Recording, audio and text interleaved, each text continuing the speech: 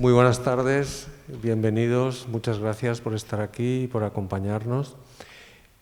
Hoy abrimos la exposición por una biología de la imagen de Clara Carvajal y, como siempre, lo que planteamos es un encuentro de artista y comisaria con el público como una manera también de poder entender mejor las exposiciones y, en este caso, la extraordinaria exposición de Clara Carvajal. Me gustaría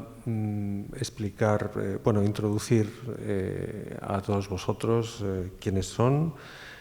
Clara Carvajal es una artista madrileña formada en la Facultad de Bellas Artes de Madrid en escultura, precisamente, aunque el trabajo que van a ver ustedes después de la conversación pues tiene más que ver con la imagen que con el volumen, aunque está también incluido el volumen, ¿no? Y es una artista que se ha dedicado con gran intensidad a cuestiones tanto feministas, por un lado, desde una mirada feminista, como planteamientos y problemas de Oriente Medio, Mediterráneo, con un especial interés en el mundo árabe, y eso hace de su trabajo un trabajo muy singular, muy comprometido. Me gustaría subrayar, por ejemplo, Amazonomaquia, que es un proyecto de 2018 presentado en el Museo Arqueológico de Madrid y donde hay una reivindicación de la figura tanto de la mujer guerrera, de la amazona, como de la necesidad de relecturas de los mitos. Por otro lado, en esa misma línea ha participado en el colectivo Las Roldanas, que es un colectivo que se inspira en Luisa Roldán, una escultora del barroco, y me ha parecido una iniciativa muy inteligente de buscar esos espacios en los clásicos, espacios de igualdad y de otras voces entre los clásicos. Y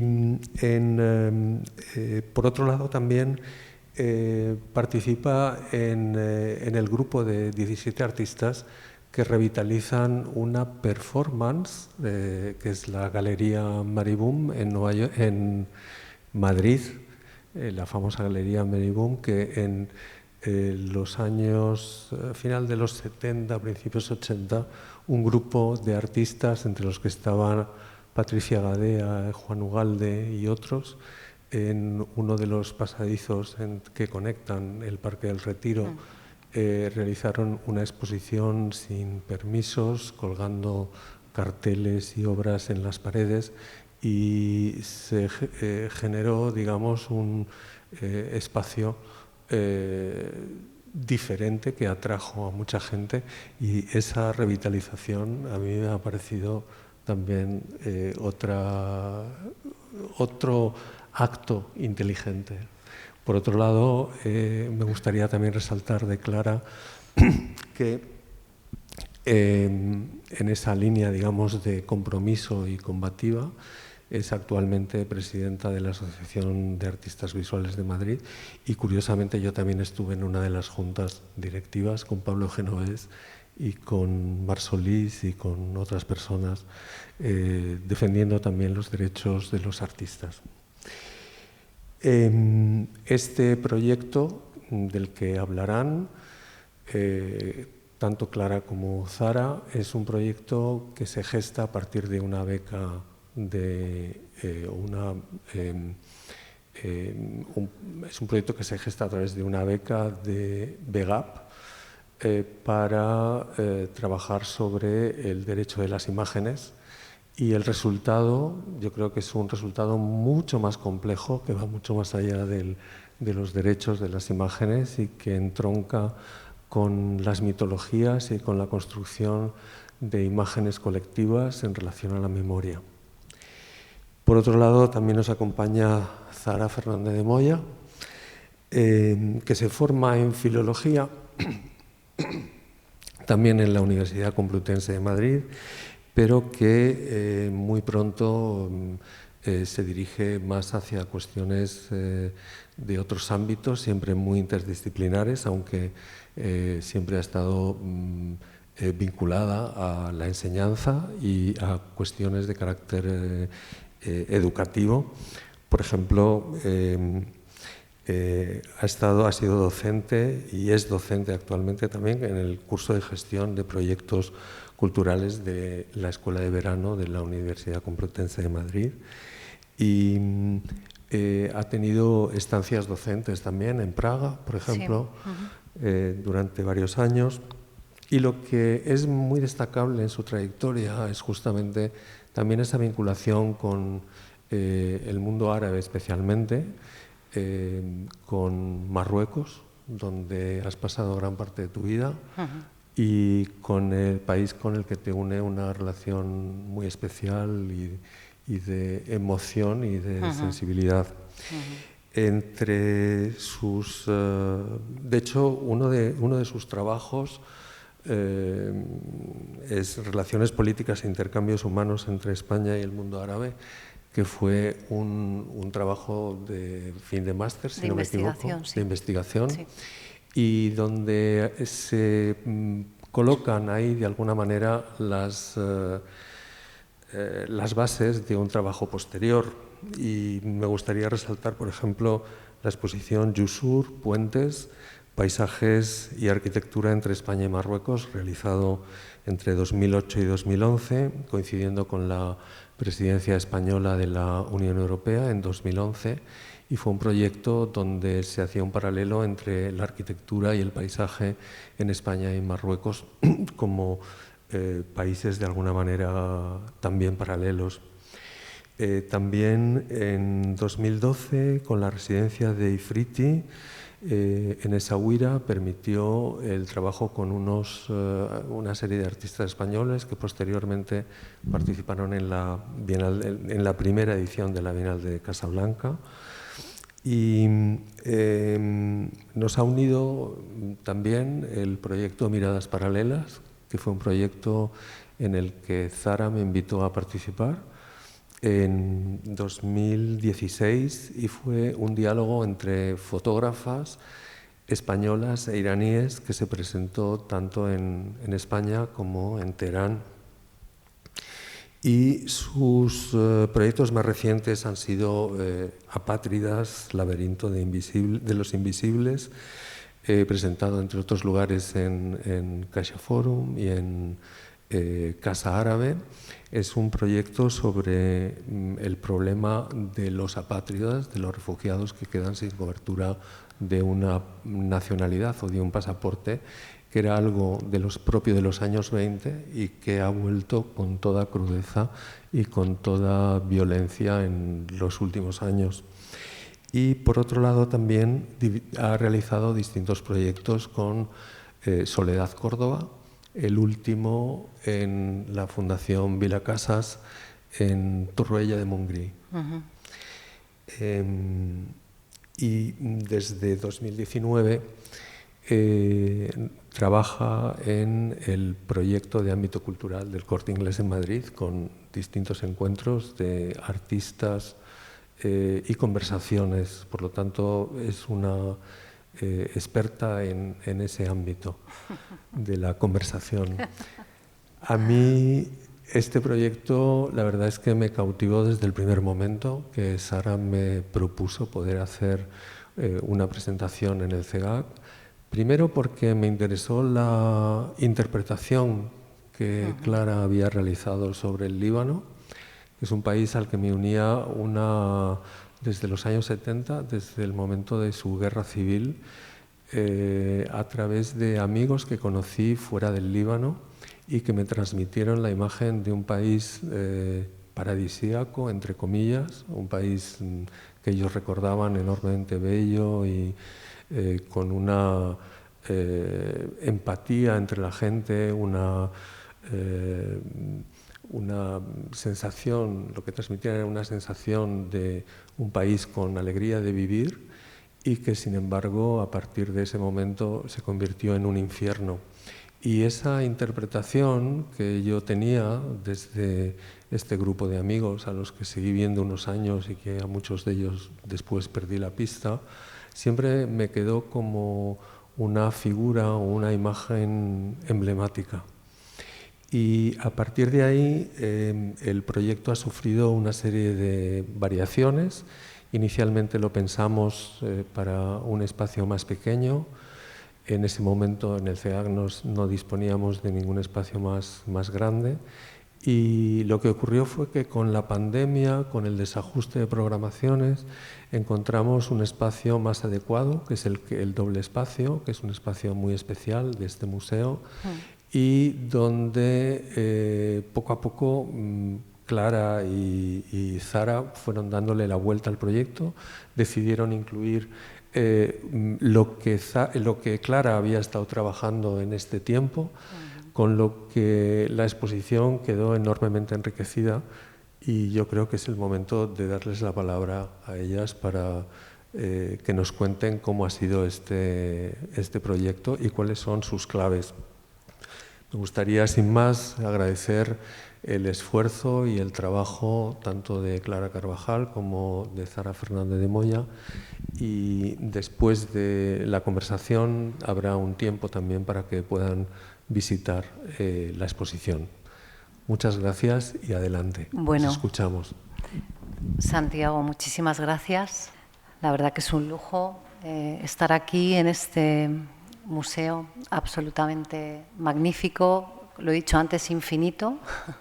Bueno, yo quería decir un poco también qué es lo que a Clara y a mí nos ha unido y reunido, ¿no?, en estos años.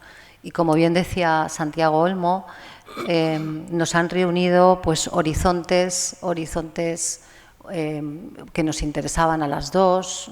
Nos han reunido y unido Marruecos, Irán y, por supuesto, el Líbano, ¿no? Y en estos países habíamos desarrollado proyectos cada una de forma independiente, y en un momento determinado pues Clara me propuso, ¿no?, acompañarla en este viaje, ¿no?, hacia el Líbano, y a mí me pareció pues una oportunidad única y maravillosa, porque realmente mi trabajo se ha desarrollado mucho, ¿no?, por estos caminos, y siempre creo que a las dos nos ha unido también mucho esa necesidad también de resignificar y de revisar un poco, ¿no?, el arte contemporáneo, el lugar del arte contemporáneo, revisar un poco también la construcción de la mirada del otro desde Occidente.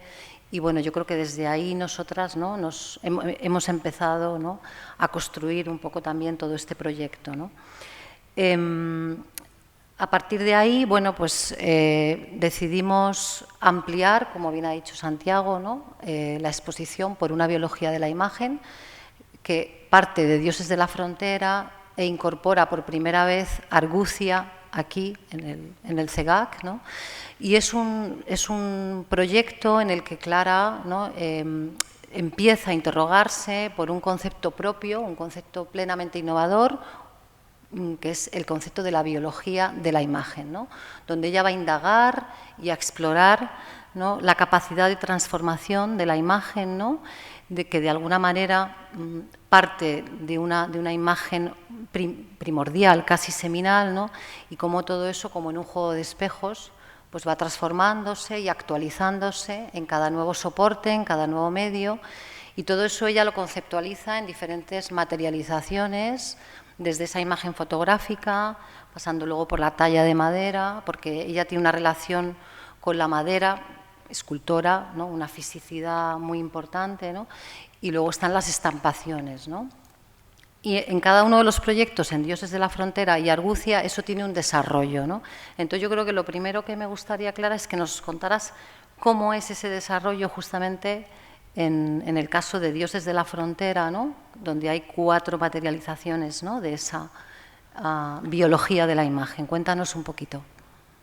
Bueno, me gusta hablar en este punto de una liberalización de las imágenes originales.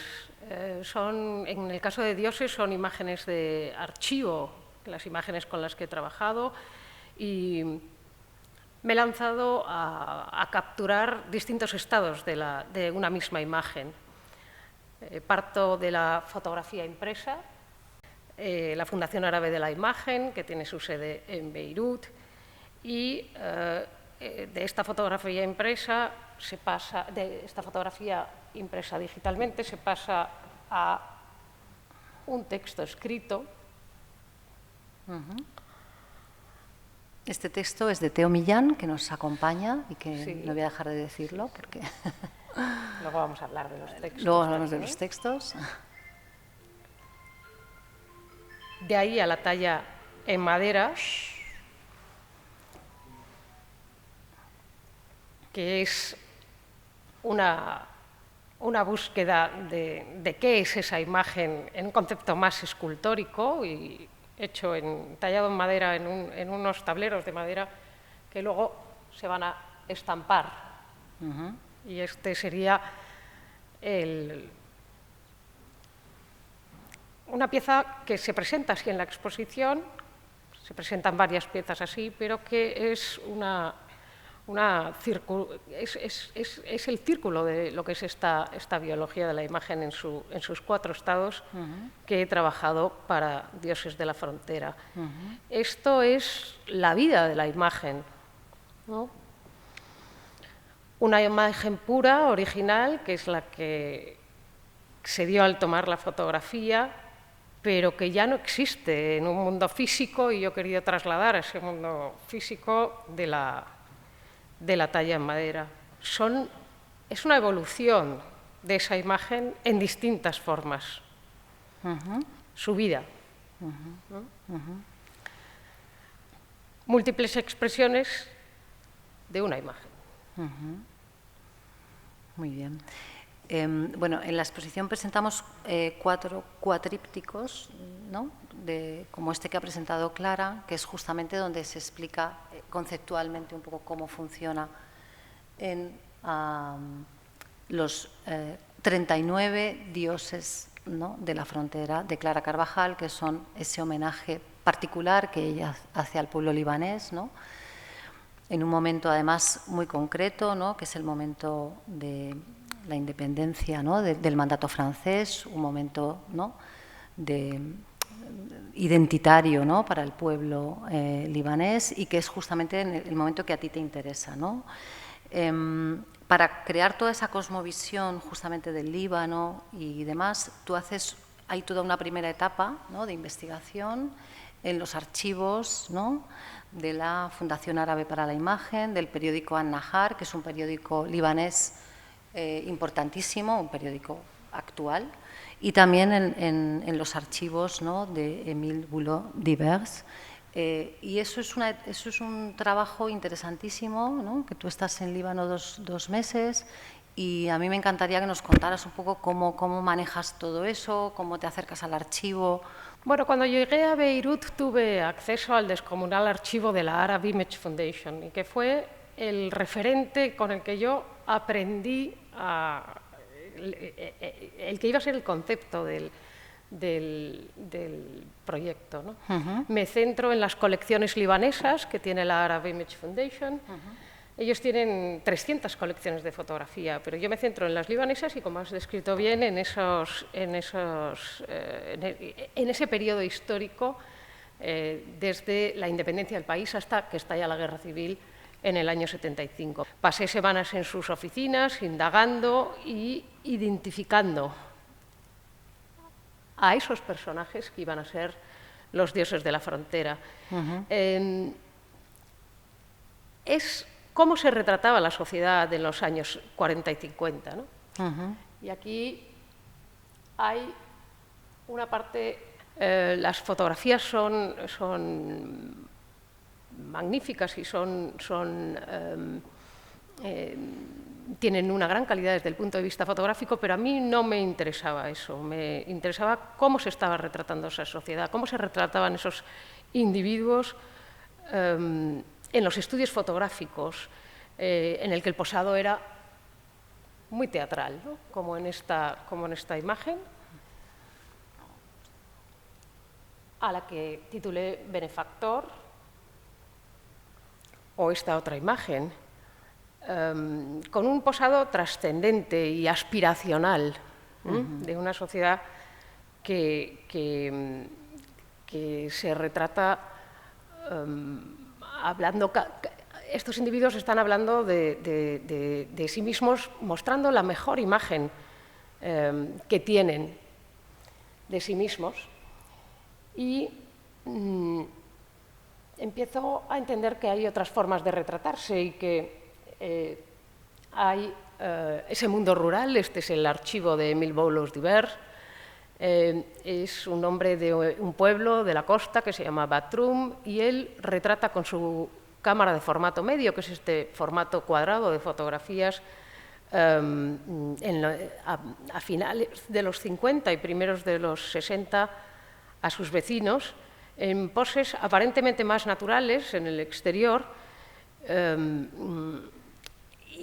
y hay una diferencia, ¿no?, con respecto al anterior que hemos visto, que son esas fotografías de estudio, que está más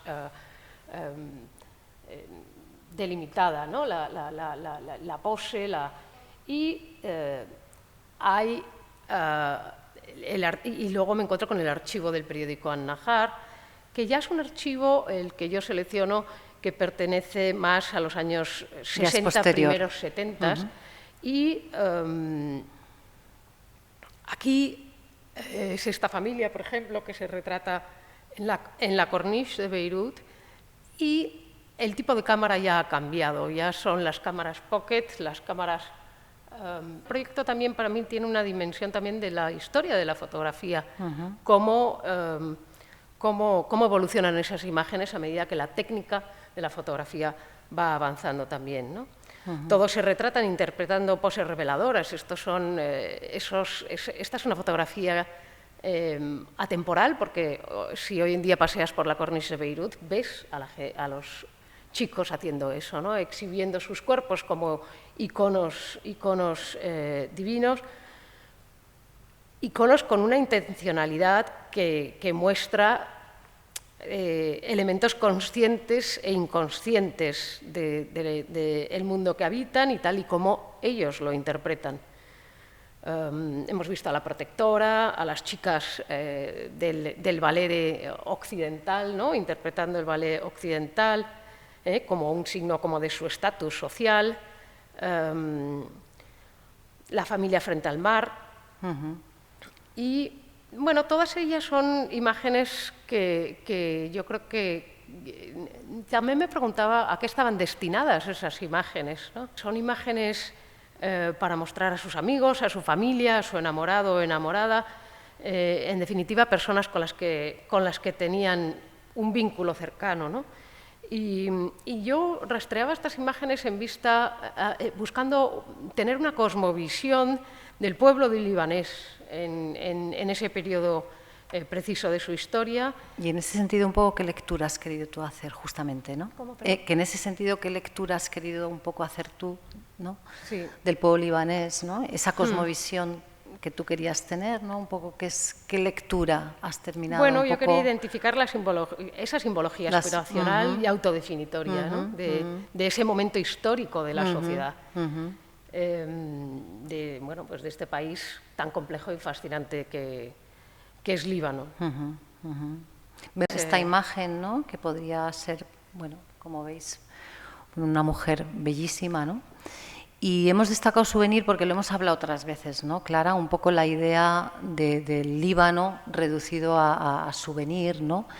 Y que un poco podría condensar esa mirada orientalista, ¿no?, desde Occidente, ¿no? Y a mí me gustaría saber un poco qué reflexión has podido hacer tú, ¿no?, a partir de este proyecto, ¿no?, de un poco de todo el tema del orientalismo y... Bueno, esta es una imagen que carece de referentes, pero que bien podría ser una chica parisina, o española, o española, muy guapa, que posa. Al haber sido la primera vez que he trabajado con un archivo fotográfico y yo ser escultora de formación, como he dicho antes, a mí no me interesan las fotografías per se, ¿no?, sino cómo voy a llevar esas fotografías a mi terreno, a mi trabajo, que es escultórico, ¿no? Y en ese sentido, Clara, cómo continúa ese proceso que a mí tanto me gusta, que es el proceso físico de tu talla, las tallas de madera, ¿no?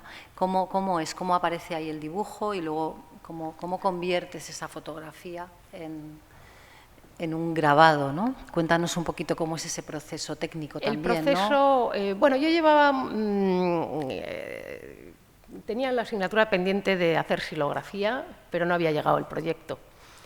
Y hasta que llega la posibilidad de trabajar con este archivo fotográfico y me lanzo a la xilografía. No había hecho xilografía antes. Es un proceso manual, lento, las tallas las he hecho todas yo. Se hace con un instrumento manual, que es una gubia que te pones en la mano y que directamente vas dibujando y tallando la pieza. Primero entinto en negro la tabla y a partir de ahí dibujo, dibujo la silueta y empiezo a tallar. Es un proceso lento, laborioso y que me permite ahondar en esa forma física de la imagen. Y luego eso lo que permite es que es como un sello, ¿no? Al final lo que tienes es una pieza que es como un sello que se va a estampar. Para mí también tenía mucho sentido aplicar la xilografía a este proyecto porque es una manera, la xilografía es una técnica de reproducción artística y ahí yo lo enlazo con lo que es el procedimiento fotográfico también, ¿no? De revelado de la fotografía, ¿no? Estoy en el fondo revelando esa imagen de otra manera, ¿no? Que es tallándola y estampándola en papel, ¿no? Con lo cual para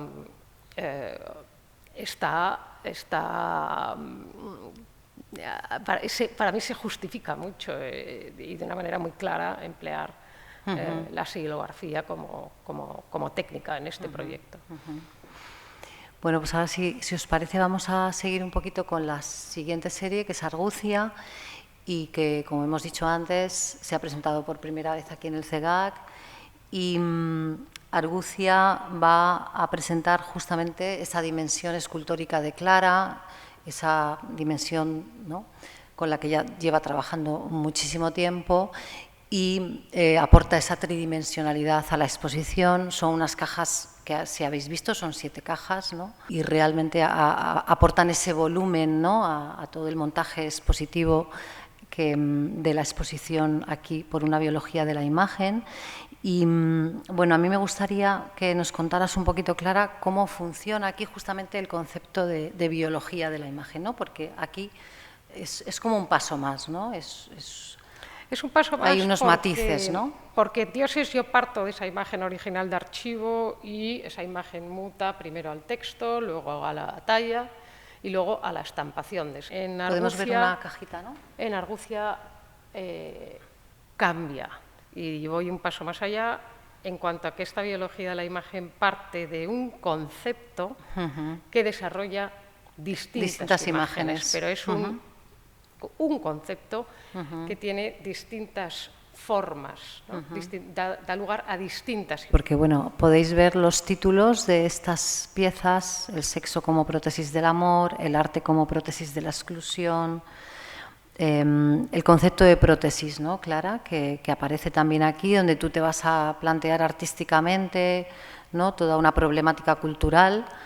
Y por ahí me gustaría un poquito que también nos contaras, ¿no?, qué asocias, ¿no?, al hablar, de que te interrogas, ¿no?, a partir de este concepto de prótesis, ¿no?, sobre algunos aspectos culturales. Y, por ejemplo, me gustaría que viéramos en concreto, ya que estamos en este museo, el arte como prótesis de la exclusión, ¿no?, por todo lo que, en fin, nos atañe. Las prótesis son dispositivos artificiales. Claro, a eso nos lleva, ¿no?, inmediatamente. Que nos suplen en algo que nos falta. La élite intelectual, la élite militar. Y en este caso sería la élite artística. La religiosa y, por supuesto, la élite artística, ¿no? Y el arte como práctica selectiva, implica que y excluye encubre y que se excluye. Una forma de exclusión social frente a otros. Aquí voy a contar un poco los motivos, ¿no?, que he puesto en esta obra. A la izquierda arriba está el ángel de la historia que pintó Paul Klee, y que es ese ángel que Walter Benjamin compró y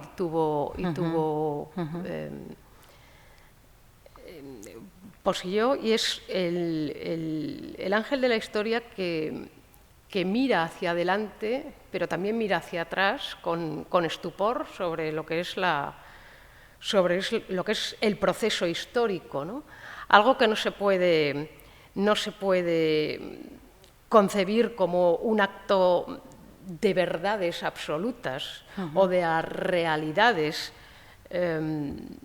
claros y definidos, ¿no? Ese es el que está a la izquierda. Abajo, que no sé, que se ve mejor en la pieza de abajo, en la parte de abajo está ahí lo que hago es una interpretación de un grabado de Giambattista Tiepolo, y Tiepolo hace esta obra enigmática en su carrera, es la única obra que no hizo.